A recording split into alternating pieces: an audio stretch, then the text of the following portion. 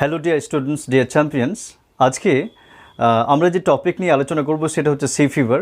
Already এই চ্যানেলে C fever নিয়ে একটা এক্সপ্লানেশন, একটা ভিডিও করা হয়েছে উইথ বেঙ্গলি মিনিং। তোমরা সরাসরি ডেসক্রিপশন বক্সে গিয়ে লিঙ্ক চেক করো এবং সেই ভিডিওটা দেখে এসো আগে। তারপরে এখন আমরা যেটা করব সেটা হচ্ছে যে সি ফিভারের পরে যে এক্সারসাইজটা রয়েছে, এখানে টেক্সটে যে কোশ্চেন সেটার অ্যান্সার আমরা করব, পাশাপাশি যে গ্রামার এবং যে রাইটিং স্কিল প্রত্যেকটা আমরা খুব ভালো করে করব। তোমরা খুব কেয়ারফুলি ভিডিওটা দেখো শেষ পর্যন্ত। আমরা শুরু করছি প্রথমেই যেটা আছে আর কি, এমসিকিউ কোশ্চেন অ্যান্সার। এখানে বলা হচ্ছে the poet asks for a sail, the colour of which would be. অর্থাৎ আমরা যখন কবিতা পড়েছিলাম তখন সেখানে আমরা দেখেছিলাম যে কোন কালারের সেলটা তিনি পছন্দ করেন। তো এখানে অ্যান্সারটা হবে, চারটা অপশন আছে যে ব্লু, গ্রে, ব্ল্যাক, হোয়াইট। অ্যান্সারটা হবে হোয়াইট। হোয়াইট সেলস শেকিং বলে একটা কথা ছিল, অ্যান্সার হচ্ছে হোয়াইট। এখানে আমরা চারটা অপশনগুলো লিখে নিয়ে সরাসরি অ্যান্সারটা লিখে দিয়েছি। বি নম্বর কী বলছে, ওয়াইল going down to the C the poet wants to here the crying of. যখন তিনি সমুদ্রে যাবেন তখন কিসের ডাক বা কিসের চিৎকার তিনি শুনতে পছন্দ করবেন? আমরা জানি সিগালস। সিগালসটা হচ্ছে অ্যান্সার। নাম্বার সি বলছে the wind on the sea is like a whetted. অর্থাৎ সমুদ্রে যে বাতাসটা সেটা কিসের মতো? ওয়েটেড, লাইক মানে তীক্ষ্ণ, ধারালো হবে। কিসের মতো ধারালো? Sword, axe, knife, spear. অ্যান্সারটা হবে নাইফ, KNIFE। ওকে, তাহলে এই ছিল এমসিকিউ। আমরা নেক্সট পার্টে চলে যাচ্ছি। আমরা এখন নেক্সট পার্ট নিয়ে আলোচনা করি, সেটা হচ্ছে ট্রু ফলস। কিছু স্টেটমেন্ট আছে, সেগুলো কি বলছে আমরা দেখে নিই। প্রথমে যেটা বলছে, two stair the ship the poet needs the moon. অর্থাৎ ওই শিপ মানে জাহাজটাকে স্টিয়ার করার জন্য, লিড করার জন্য যেটা প্রয়োজন ছিল সেটা হচ্ছে চাঁদ। Is it true or false? সবাই জানো এটা হচ্ছে ফলস। কারণ আমরা দেখেছি যে তিনি কি বলেছিলেন, and all I ask is a tall ship and a star to steer her by. This is not moon, this is star. তাহলে এটা হচ্ছে ভুল। আমরা এই শেষ সাপোর্টিং স্টেটমেন্টটা লিখে দিয়েছি। ওকে, নাম্বার কি বলছে আমরা দেখিনি, the call of the running tide is wild and clear. অর্থাৎ সেই রানিং টাইডের যে কলটা ছিল সেটা ওয়াইল্ড এবং ক্লিয়ার ছিল। Exactly, this is the right answer. অতএব এটা হচ্ছে ট্রু। টি আমরা লিখে দিলাম।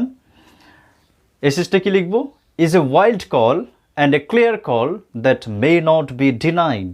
একদম হুবহু আমরা লিখে দিলাম। এখানে কোনো চেঞ্জ করবে না কিন্তু তোমরা। স্টেটমেন্ট যখন লিখছি সেটা যেরকমভাবে থাক, স্টেটমেন্টে একটা পূর্ণ সেন্টেন্স হতে পারে, একটা ফ্রেজ হতে পারে, একটা ক্লজ হতে পারে, যে কোনো একটা অংশ তুলে দিতে হবে। অর্থাৎ যাতে বোঝা যায় যেটা সেটাকে সাপোর্ট করছে এই লাইনটাকে।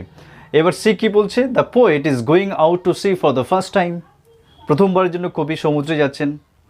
প্রথমে যখন আমরা কবিতা স্টার্ট করছি তখন কি বলা হচ্ছে, I must go down to the seas again. Again কথাটার মানে হচ্ছে আবার। That means he already made a trip to the sea. অতএব এটা হচ্ছে ভুল। আমরা এফ লিখে দিলাম, এফ। আর I must go down to the seas again, এটা হচ্ছে সাপোর্টিং স্টেটমেন্ট। ওকে, আমরা ট্রু ফলসটা করে ফেললাম। ওকে, আমরা কোশ্চেন অ্যান্সার নিয়ে এবার চলে এসেছি। প্রথম যেটা কোশ্চেন তার পরেরটা সেটা কি বলছে, during what time of the day does the poet wish to go down to the seas. অর্থাৎ দিনের কোন সময়ে কবি সমুদ্রে যেতে চান। অ্যান্সারটা কিন্তু আমরা প্রথম যে স্ট্যান্ডা আছে সেটা ফোর্থ লাইন, শেষ লাইনে কিন্তু অ্যান্সারটা খুব সহজে পেয়ে যাব। কি বলছে এখানে, ডাজ দ্য পোয়েট উইশ, তার মানে এটা প্রেজেন্ট টেন্সে আছে। আর যখন অ্যান্সার লিখবো তখন এখানে এই ডাজের ইয়েসটা উইশের সঙ্গে যুক্ত হবে। কীরকমভাবে দেখে নাও, দ্য পোয়েট উইশেস, এখানে উইশ ছিল কিন্তু এখানে উইশেস, ডাজের এই সিজটা এখানে যুক্ত হলো। The poet wishes to go down to seas at the breaking of dawn. তিনি বলেছিলেন যে ডন ব্রেকিং, যখন সকাল হবে, সকালে যখন সূচনা হবে তখনই কিন্তু তিনি সমুদ্রে যেতে চান। তাহলে অ্যান্সারটা আমরা লিখে দিয়েছি। What kind of day does the poet prefer for sailing. অর্থাৎ সেলিং করার জন্য তিনি কোন ধরনের দিন পছন্দ করেন। দ্য পোয়েট এখানে does prefer, that means prefers. এর আগে একটা ক্লাসে বলেছিলাম কীভাবে এগুলো করতে হয়। The poet prefers a windy day for sailing. Windy day, এটাই হচ্ছে main answer. What does the poet prefer to hear from a fellow rover. ফেলোর অফারের কাছ থেকে তিনি কোন জিনিসটা শুনতে প্রিফার করেন, পছন্দ করেন।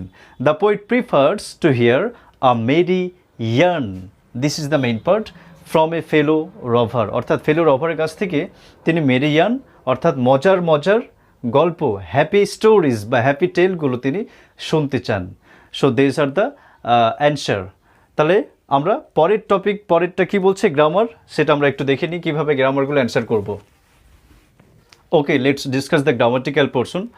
এখানে প্রথম যেটা বলছে সেটা হচ্ছে যে হোয়াট এ শকিং সাইট, আর এখানে একটা এক্সক্লেমেশন আমরা দেখতে পাচ্ছি। দ্যাট মিনস আমরা খুব সহজে বুঝতে পারছি এটা হচ্ছে এক্সক্লেমেটরি সেন্টেন্সের একটা এক্সাম্পল। এটাকে অ্যাসার্টিভে করতে হবে আর কি। আমরা কথায় কথায় অনেক সময় সাডেন ফিলিং এক্সপ্রেস করি, সেটাকে আমরা অ্যাসার্টিভ এক্সক্লেমেটরি সেন্টেন্স বলি, কিন্তু সেটাকে অ্যাসার্টিভে করতে গেলে একদম স্টেটমেন্ট যেমন হয় সেভাবে করতে হয়।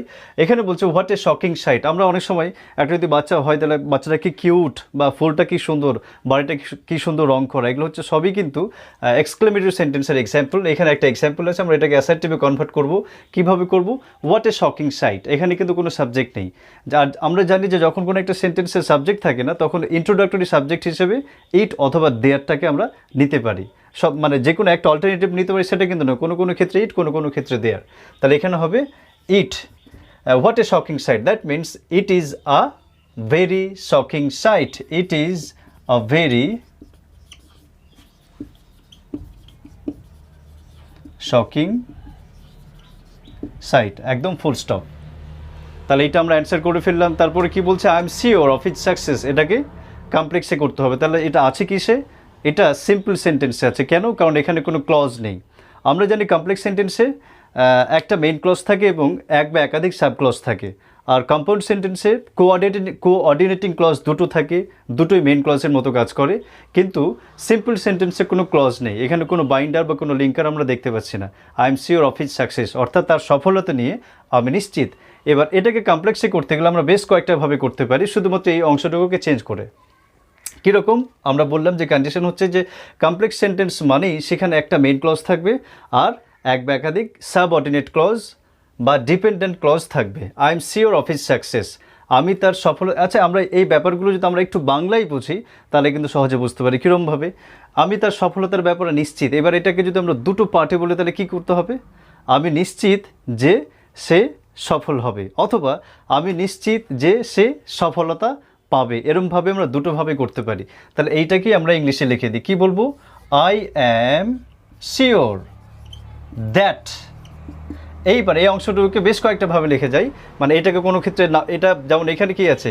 অফিস সাকসেস, তার মানে এটা নাউন আছে। এটাকে আমরা অ্যাডজেক্টিভ করতে পারি, আবার ভার্বেও করতে পারি। I am sure that he will, এবার verb, succeed. I am sure that he will succeed, আমি নিশ্চিত যে সে সফল হবে।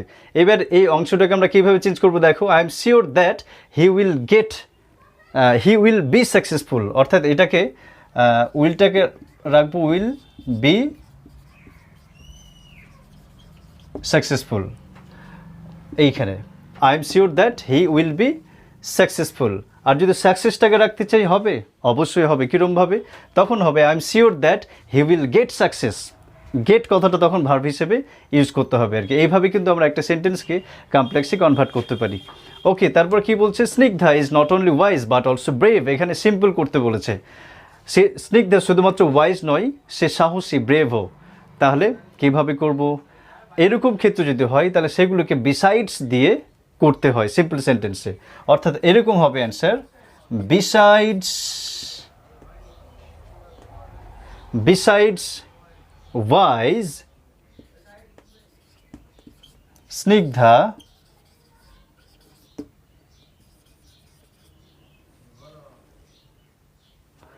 is besides wise Snigdha is brave, অর্থাৎ ওয়াইজ হওয়ার পাশাপাশি স্নিগ্ধা ব্রেভ হো। Besides wise Snigdha is brave. এইভাবে আমরা এই অ্যান্সারটাকে করতে পারি। তাহলে এখানে আমরা গ্রামাটিক্যাল পার্টের অ্যান্সারগুলো করে ফেললাম।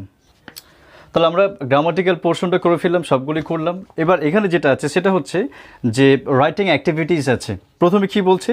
Write a summary of the following passage. এখানে একটা প্যাসেজ আছে, ফেরাও বা টুটেনখামুন বলে একজন ফেরাও ছিলেন, তার সম্পর্কে একটা স্টোরি আছে আর কি, তার একটা ফ্যাক্ট আছে, সেটাকে ইন শর্ট লিখতে হবে। আমরা জাস্ট বিষয়টা কীভাবে লিখতে হয় সেটা বলে দিচ্ছি। আর এখানে স্ক্রিনে তোমরা দেখে নাও যে সামারিটা আমরা পুরো লিখে দিচ্ছি, স্ক্রিনে তোমরা দেখে নেবে। পাশাপাশি পরে যেটা আছে সেটাও এখানে যেটা বলছে যে সামারি করতে হবে। What is summary?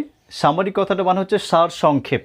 অর্থাৎ কোনো একটা টেক্সট আছে, কোনো একটা স্টোরি বা কোনো একটা ফ্যাক্ট লেখা আছে, সেইটাকে ইন জিস্ট অর্থাৎ তার যে জিস্টটা সেটা লিখে দেওয়াটাই হচ্ছে সামারি।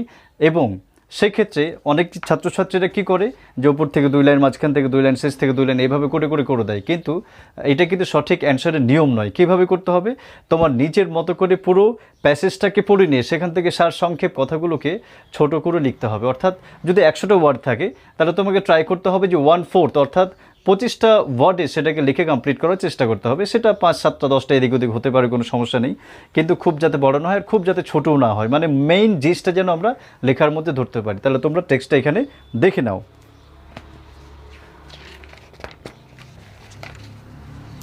আর এখানে বলছে write a news paper report on the incident of burglary in a flat in Kolkata using the following points. এখানে কিছু পয়েন্ট আছে, অর্থাৎ কলকাতায় একটা বার্গলারি হয়েছে, একটা চুরির ঘটনা ঘটেছে, আর সেটার উপর একটা নিউজ পেপার রিপোর্ট লিখতে হবে আর কি। আমরা প্রচুর সংবাদপত্র পড়ি, নিউজ পেপার পড়ি, সেখানে যে ঘটনাগুলো দেখতে পাই সেটাই হচ্ছে নিউজ পেপার রিপোর্টিং।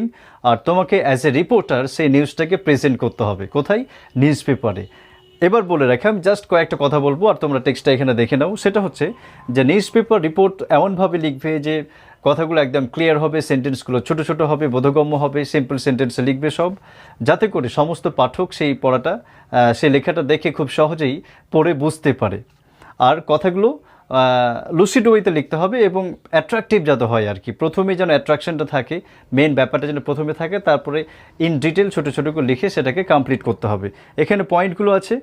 এবার বলে রাখি যে নিউজ পেপার রিপোর্ট প্রথমে যেটা করতে হয় যে প্রথমে তুমি একটা সুন্দর করে হেডিং দেবে, কি ঘটনাটা সেটা।